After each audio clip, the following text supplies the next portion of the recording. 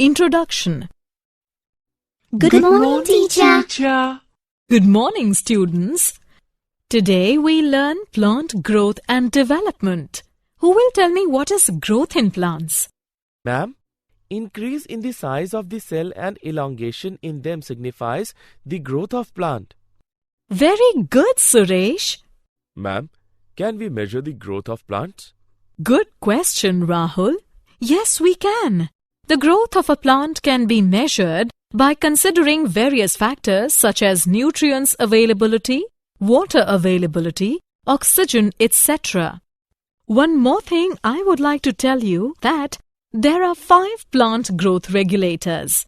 They are auxins, gibberellins, cytokinins, ethylene and abscisic acid. Okay, now it's time to learn about plant growth and development. Objectives. At the end of this lesson, you will be able to explain growth in plants, explain phases of growth, define growth rates, to know quantitative comparison of growth, explain conduction for growth, define differentiation, dedifferentiation, and redifferentiation. Define development, explain plant growth regulators, describe photoperiodism, describe vernalization. Growth. An irreversible increase in the size and number of the cells by division and enlargement is called growth. In plants, the growth generally is indeterminate. Plants have the capacity of unlimited growth because of the presence of meristems at certain locations on their body. The cells of meristems are capable of dividing by their own. When new cells are added in the body of the plant due to the activity of meristem, it is called open form of growth. The root apical meristem and shoot apical meristem are primarily responsible for the elongation of the plant along its axis. In dicot plants, the lateral meristems, vascular cambium, and core cambium are responsible for secondary growth of the plants. Growth is measurable. Growth of the plants can be measured by various factors: increase in cell numbers, fresh weight, dry weight, size of the cell, etc. For example, watermelon cells can increase in size up to 350,000 times. Increase in surface area shows the growth of leaves. Phases of growth. The period of growth is divided into 3 phases: meristematic, elongation, and maturation. Meristematic phase.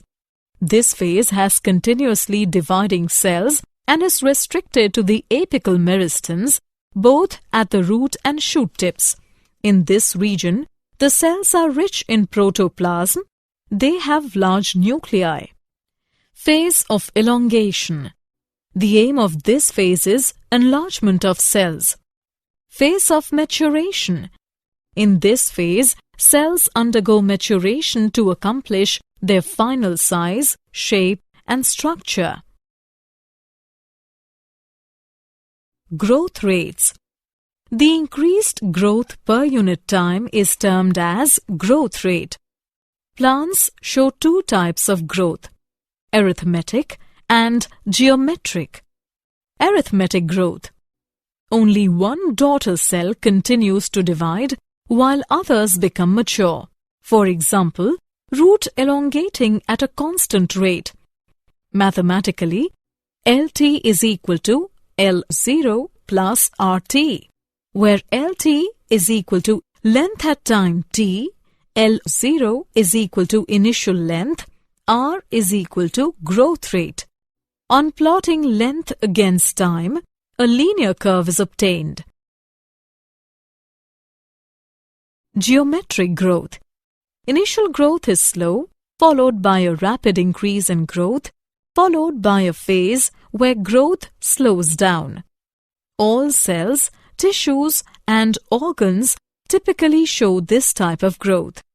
Mathematically, W1 is equal to W0 into exponent RT. W1 is equal to final size. W0 is equal to initial size. R is equal to growth rate. T is equal to time of growth. E is equal to base of natural algorithms. Quantitative comparison of growth. Two ways to compare growth quantitatively are absolute growth rate and relative growth rate. Measurement of total growth per unit time is called absolute growth rate. An absolute increase is shown in the areas of the leaves A and B to form leaves A1 and B1.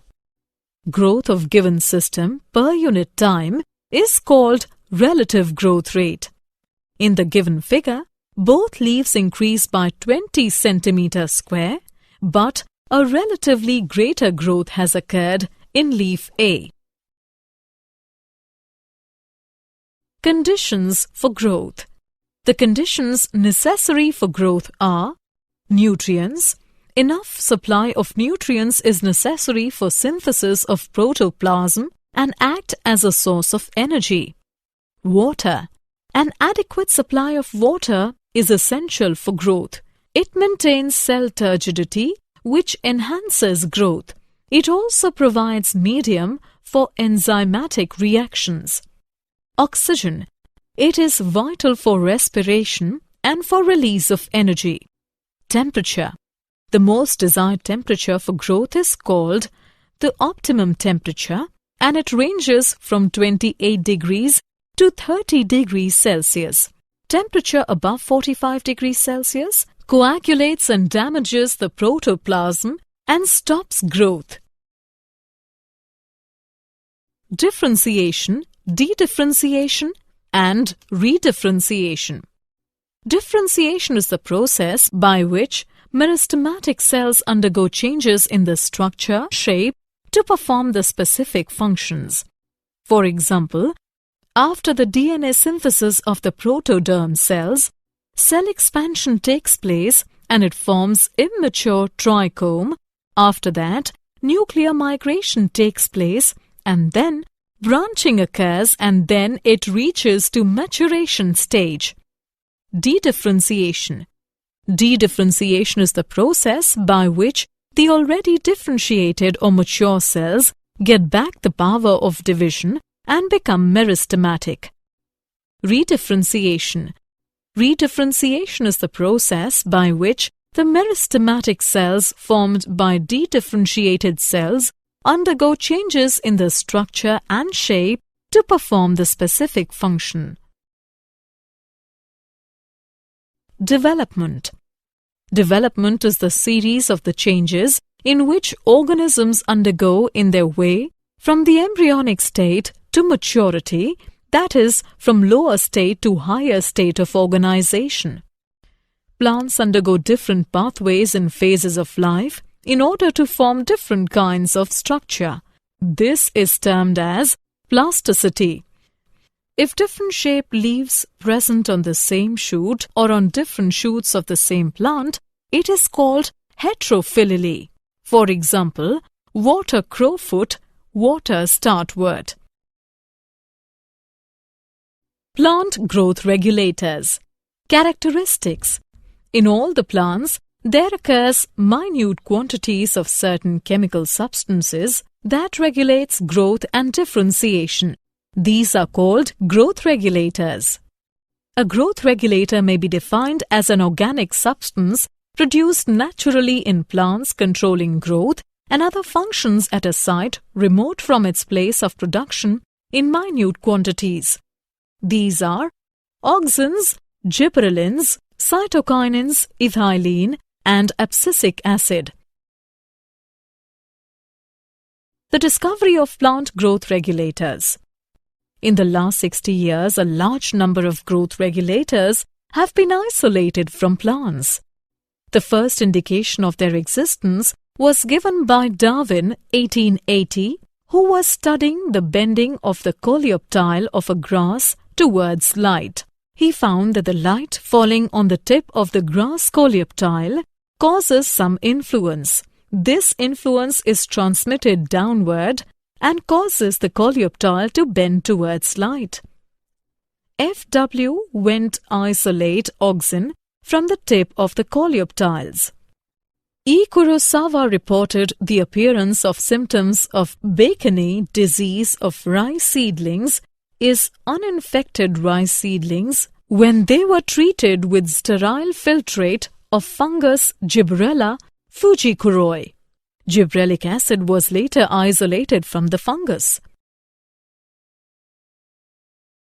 The discovery of plant growth regulators. F. Skoog observed that callus proliferates in the tobacco plant only if, in addition to auxin, the nutrients are supplemented with extracts from the vascular tissue, yeast. Skoog and Miller later identified cytokinesis, a promoting active substance, and named it kinetin. 3 independent workers reported 3 different kinds of inhibitors in plants: inhibitor B, abscission 2, and dormin.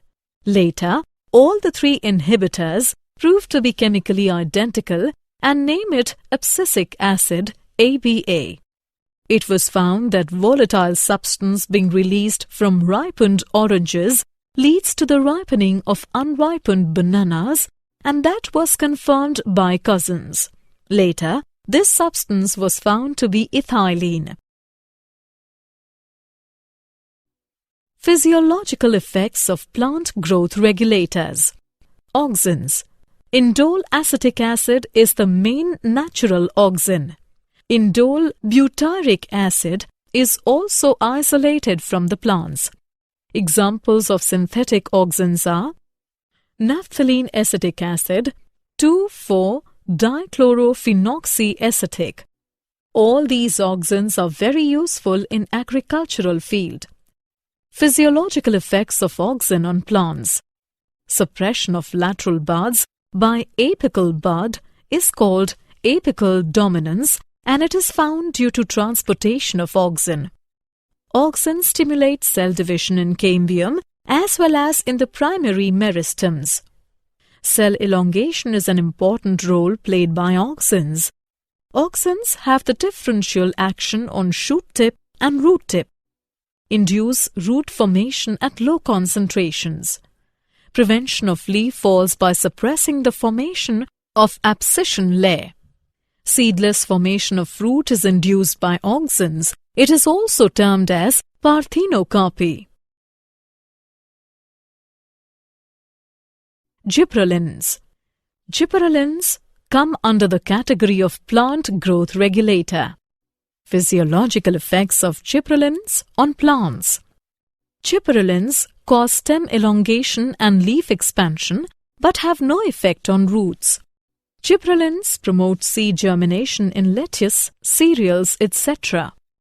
Plants like pea, bean, tomato pepper, cucumber, lettuce and cabbage on treatment with gibberellins develop broader and elongated leaves. Gibberellins break dormancy of buds and tubers, but in root tubers, the application of gibberellic acid inhibits the development of root tuber. Gibberellin causes parthenocarpy in tomato, apple, etc. Cytokinins. Physiological effects of cytokinins on plants. In the presence of auxins, cytokinins stimulate cell division even in non-meristematic tissues. In parenchyma tissue culture, mitosis is accelerated when auxins and cytokinins are present. It breaks the dormancy of many seeds and promotes their germination. It also promotes the growth of lateral buds. Cytokinins delay the process of aging in plant organs by controlling protein synthesis. It also helps in accumulation of salt in plant cells. Ethylene. Physiological effects of ethylene on plants. It modifies growth by inhibiting the elongation of stem and roots. It inhibits the growth of lateral buds and causes apical dominance. It accelerates the abscission of leaves, flowers, and fruits by formation of abscission layer. It retards flowering in most plants but induces flowering in pineapple, mango, and many other plants. It increases the number of female flowers and fruits in cucumber plants. Abscisic acid. Physiological effects of abscisic acid on plants. It acts as a stress hormone as it stimulates the closure of stomata. It inhibits shoot growth but does not have much effect on roots. It induces seeds to synthesize storage proteins. It also increases the tolerance of plants to different kinds of stress. It acts as antagonist to gibberellins. Photoperiodism. The ability of plants to respond to the relative length of day and night to which the plant is exposed is called photoperiodism. The flowering response of the angiosperms falls into three categories. Short day plants. These plants initiate flowering when the length of the day becomes shorter than a certain critical length. If these plants expose for the length greater than the critical length, then they will remain vegetative. Example of short day plants are Cosmos, Dahlia, etc. Long day plants.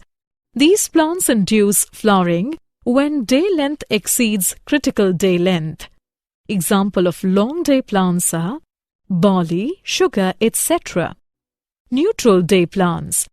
These plants flower regardless of the exposure of light. Example of neutral day plants are sunflower, tomato, etc. Vernalization.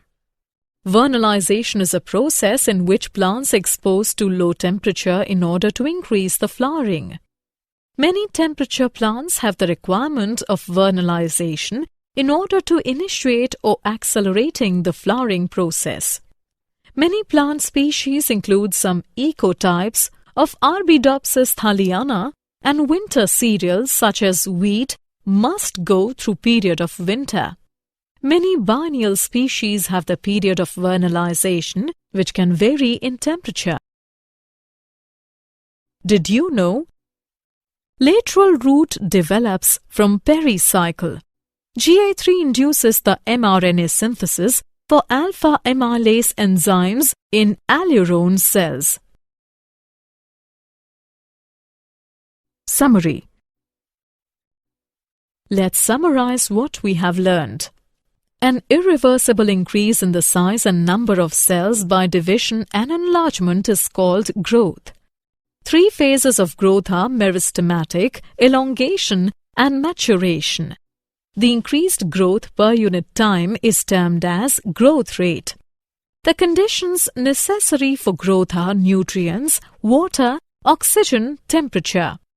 Differentiation is the process by which meristematic cells undergo changes in the structure, shape to perform the specific function. Dedifferentiation is the process by which the already differentiated or mature cells get back the power of division and become meristematic. Redifferentiation is the process by which the meristematic cells formed by the dedifferentiated cells undergo changes in their structure and shape to perform the specific function. Growth regulators are auxins, gibberellins, cytokinins, ethylene, and abscisic acid. The ability of the plant to respond to the relative length of day and night to which the plant is exposed is called photoperiodism. Vernalization is a process in which plants expose to low temperature in order to increase flowering.